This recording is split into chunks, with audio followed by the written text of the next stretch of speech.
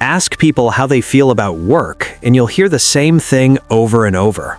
What's the point? Not because they're lazy, not because they don't try, but because something fundamental broke in the relationship between effort and reward. Let's talk about what changed. For generations, the social contract was straightforward. Work hard, show up, be loyal to your employer.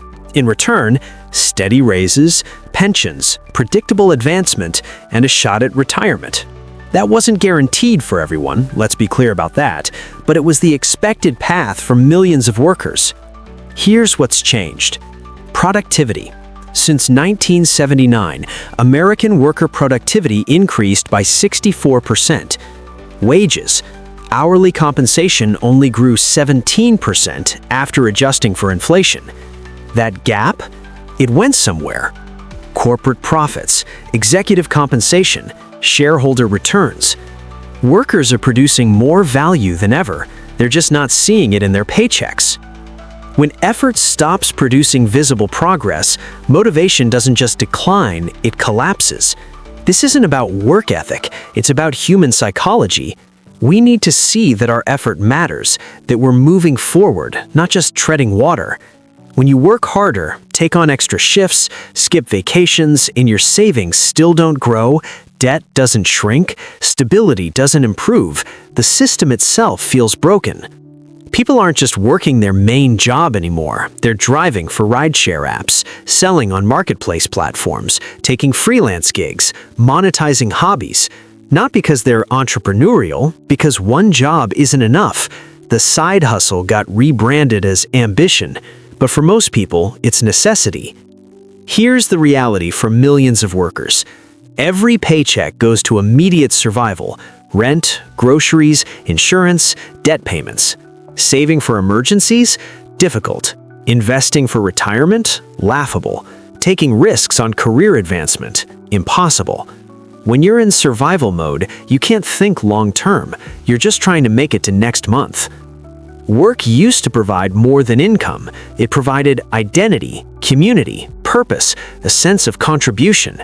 When work becomes purely transactional, hours traded for barely enough money, something deeper is lost. People don't just want paychecks, they want their work to mean something. When that disappears, disengagement follows. The common response is, work harder, get better skills, be more valuable. But this ignores the structural reality.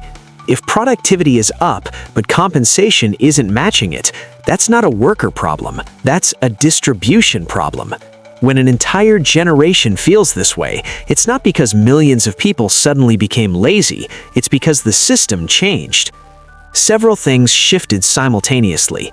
Union decline. In 1954, 35% of workers were unionized. Today, 10%.